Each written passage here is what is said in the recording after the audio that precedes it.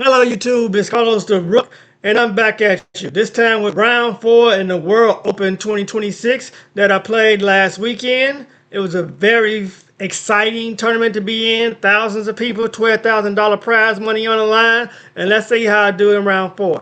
I got the black pieces, I'm rated 1667, and Eric Blad has the white pieces at 725. So he starts off with d4. I go d5, going into a Queen's Gambit decline, a new opening. I normally play King's Indian. He's c4, and I go e6. That's the signature move of QGD. And knight c3, and I go a6, a little sideline I've been playing recently. And he goes e3. So I bring knight off to f6. He develops his bishop, and I go bishop e7.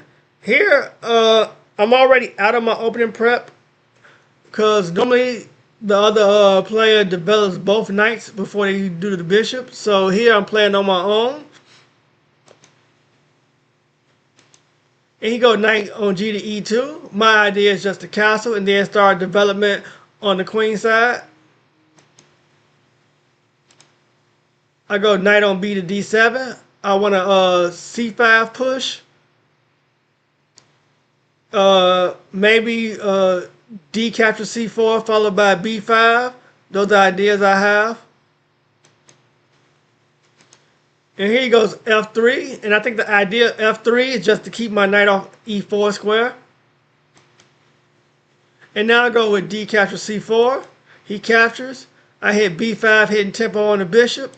The bishop fades back to D3. And now I go C5. Stockfish wanted bishop B7 first. But I wanted to play bishop b7, but I was concerned with some b4 ideas, but that's just me not seeing the position clearly. Because if he goes b4, my bishop just takes b4. So I didn't have to worry about that. I could have played bishop b7 first. And here he castles. And I push forward to c4. And this was a wrong move. And the reason this was wrong is because I resolved the tension in the center. And now he has e4, f4, f5 ideas. And I just completely give up the center. And that's completely incorrect. Even though here Stockfish says black is better by 0.91.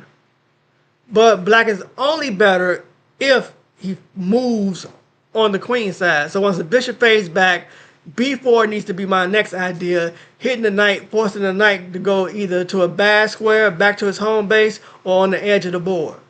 So that needed to be my idea. Bishop go to c2, and here Stockfish has b4 as the only move.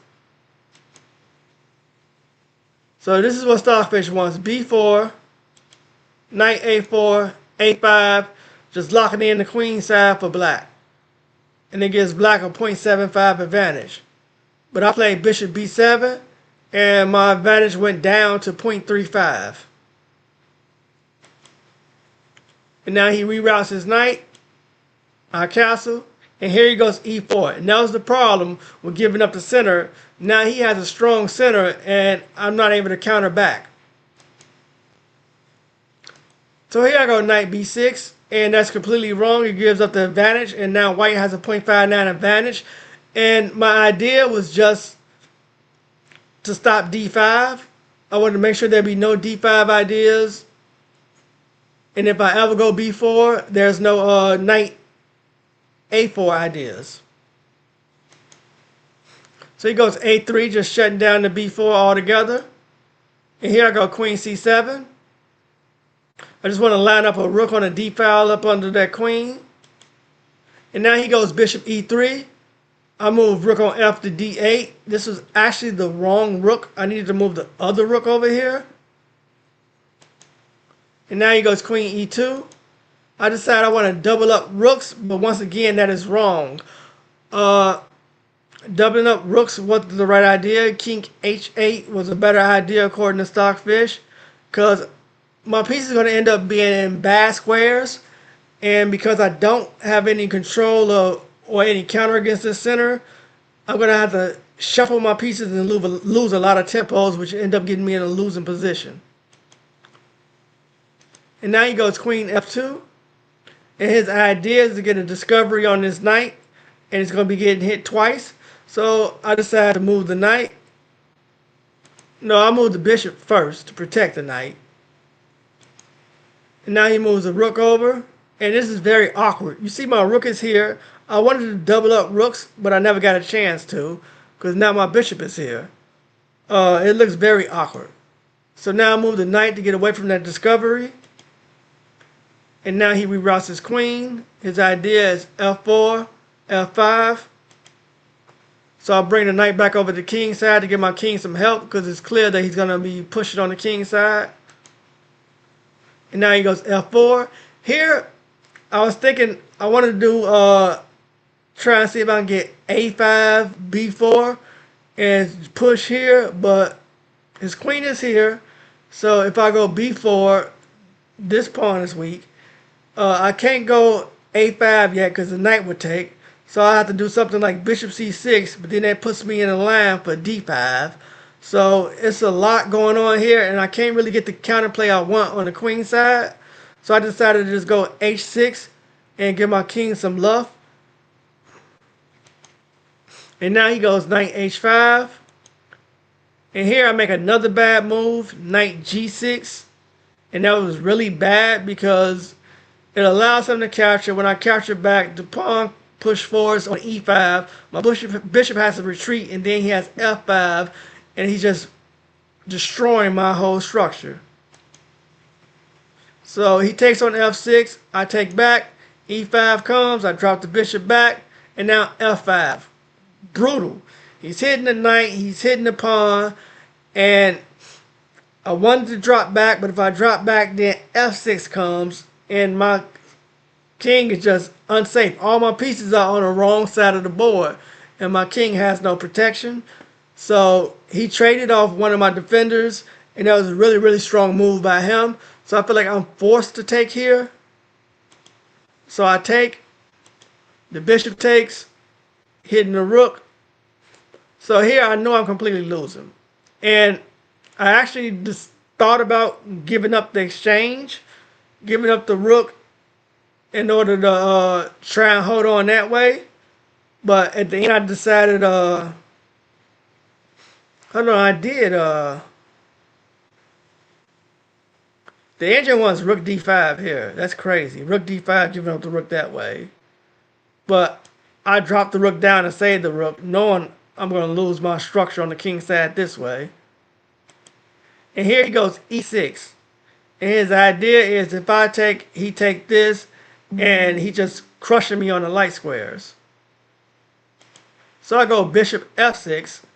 I'm not going to take that. I'm going to let you take. I take back. And that's how it went. And now he goes queen g4, putting pressure on the knight. And if I move the knight, then he has the tactic there where my king is pinned and he gets that. So I move the king over here to put protection on the knight. So I step into a pin. And Stockfish says that's a blunder. I'm down 4.49 in this position. And now he goes knight e4. Putting more pressure. And here I thought about capturing the knight. And that's what Stockfish wants. It wants bishop captures e4. Bishop captures e4. Rook e8. Bishop captures a8. Rook captures a8. And it has black down 3.81 here. But I didn't like that. I wanted to break this pin. So I thought maybe I can go bishop c8 and break the pin. Force a trade this way. So he captures. I capture back. And here I'm completely lost. This is a completely lost position. All he needs to do is bishop captures h6. If I capture back, he captures with the rook. Queen g7. Hold on. It was saying queen h5. Now it's saying knight g5 check. Knight g5. H captures. Queen captures. King goes down here. and you lose the queen.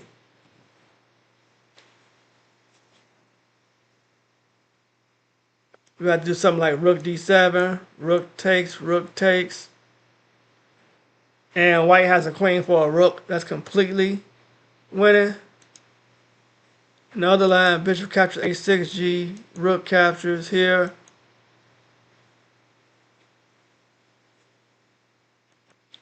Queen h5, rook c5. Just giving up the rook. Now it's at rook g8. Rook g8, knight g5 check, king h8. It's going to be a knight here. Knight f7 check, king h7, knight g5 check, king h8, rook f. Oh, rook f7. Wow. You threatening the mate here. The Stockfish say the best move here is rook on g to e8, just giving up the queen.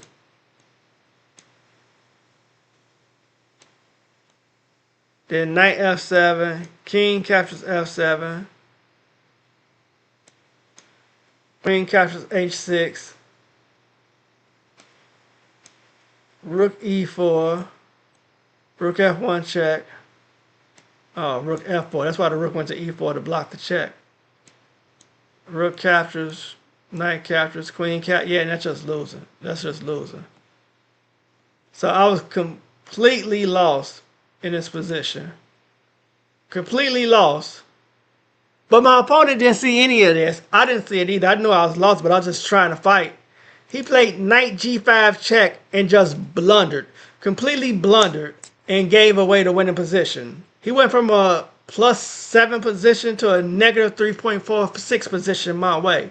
And I guess his idea was, with knight g5, was if I capture with the bishop, he takes my queen.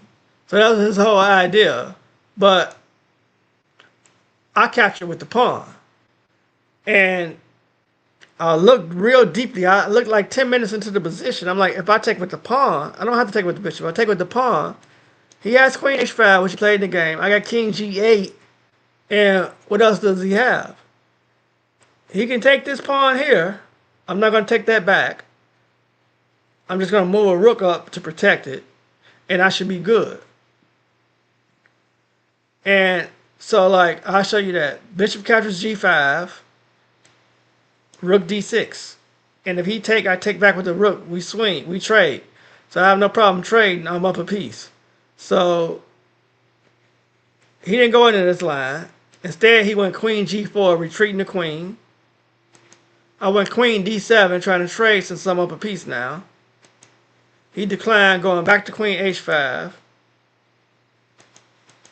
I went back to f7. And here he captured the pawn. And I had a counter here. I captured this pawn. And I seen that if the rook captures, I captured back with check. If he moved over there, it's checkmate. So rook captures, bishop captures check. He had to block. So I said rook captures, bishop captures back check. He has to step over or block with the rook and lose the exchange. So that doesn't work. So he has to take with the bishop. I take the rook first. He take, then I take the bishop back. And I effectively traded pieces. So I simplified the position. So he did it that way. Rook capture. Hold on, let me show the checkmate first.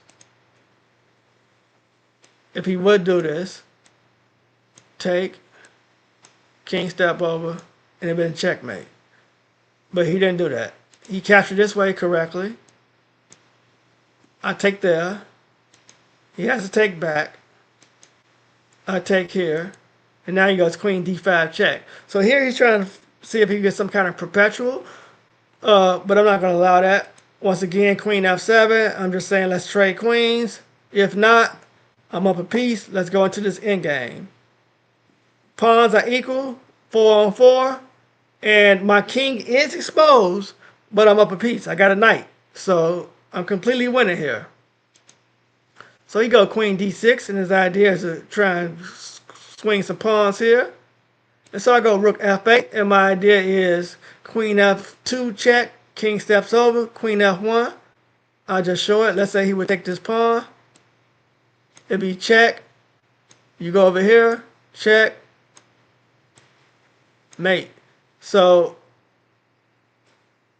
that's what I'm threatening. So he can't take this pawn. He goes h3, relieving the back rank pressure.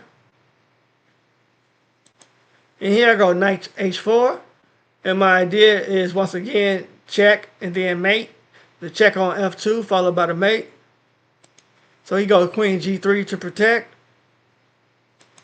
And here I go knight f5 hitting the queen. And my idea is once again they hit e3 and put some pressure on that rook and on this g2 square. So he goes queen e5, stopping that. So he doesn't want me to do anything like that. So I swing the rook over to e8, hitting the queen. And here he complained with the arbiter. The arbiter was standing 3 feet away. He filed a complaint with me. He said I was making too much noise. When I asked him what noise I was making, he told the arbiter that I kept yawning. He said I was yawning and intentionally distracting him for yawning. And I got so upset. Like, you telling me because I'm sleepy and I'm yawning that I'm intentionally trying to distract you? I got really upset and I couldn't even think straight. So the arbiter looked at him like he had to be kidding. So she just noted and told the other arbiter that he filed a complaint, but she didn't make anything of it. So here he plays queen c5. And I go knight e3. And my idea is to try and get the queen to where I can hit a checkmate on his g2 square. So he go rook e1, and his idea is to pin. He's hitting the knight twice. So I go queen f4. Stockfish says it's the best move in the position. And here you go, queen c6 hitting the rook. And so I thought for a minute here, and I really didn't know what move to do. I actually thought about swinging the rook over to f8 with my original idea of this check and then hitting there. Stockfish wants rook e5 here. It's saying rook e5, queen f3, and white has to trade. It also likes rook e7. And king f7 is crazy. King f7. But my whole idea with the knight being here is it stops the checks on the diagonal, because that's what white is trying to do, harass me with checks. I'm stopping that. So I wanted rook f8, but the queen protects here, so I wasn't sure. And then I seen this move, queen e4, and I thought, you take, I take, and I'm good. But that was a huge blunder. It gave up my winning advantage, and I just fumbled. Queen captures, rook captures, king f2, so the knight's being get hit twice. That's when I realized I messed up. So the best thing I can do is salvage this, is to win a pawn. So I go knight g4 check, h captures, rook captures. And here, when my opponent realized I messed up this big, he apologized for filing a complaint. He apologized a couple of times after the game also. He said he was tweaking. I made no big deal out of it. I messed up, so now I got to grind and try and get the advantage back.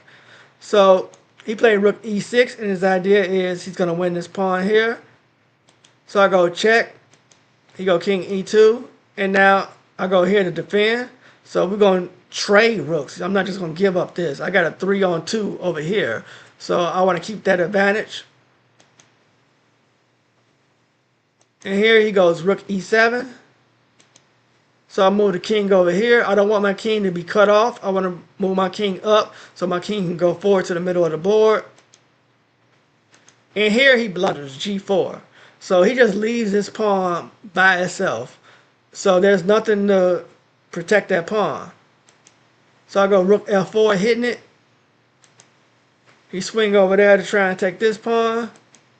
I take. And even if he take this pawn, I got to pass pawn now. And it's 2-on-2 here. I can just swing my rook back here and defend that pawn. And this one here runs. So I'm completely winning once again. So he go king f2. I go rook g6. I'm not, since he had a chance to take it, since he didn't take it, now you don't get to take it. So now he's moved the rook over. I go rook d6, and my idea is rook d2, picking up the pawn. He swing the king back over. And now I go rook d3. Now my idea is rook b3, hitting the pawn this way. He checks. I step the king over, hitting the rook. And here he resigned. So this was a very turbulent game. I was completely losing to my opponent blundered a tactic. He saw something that wasn't there, which gave me a winning advantage. I was up a piece. But then after he filed a complaint with the arbiter, I just got so upset that I wasn't thinking straight, and I gave the advantage back to him, gave the piece back. But I was up a pawn afterwards, and because he played the endgame incorrectly, I was able to convert the win. So that gives me another win and gives me closer to my goal. Thank you for watching. Hit the like button, subscribe to the channel if you haven't already. Tell your friends and family about it. Let's grow the channel. Have a nice day. Bye.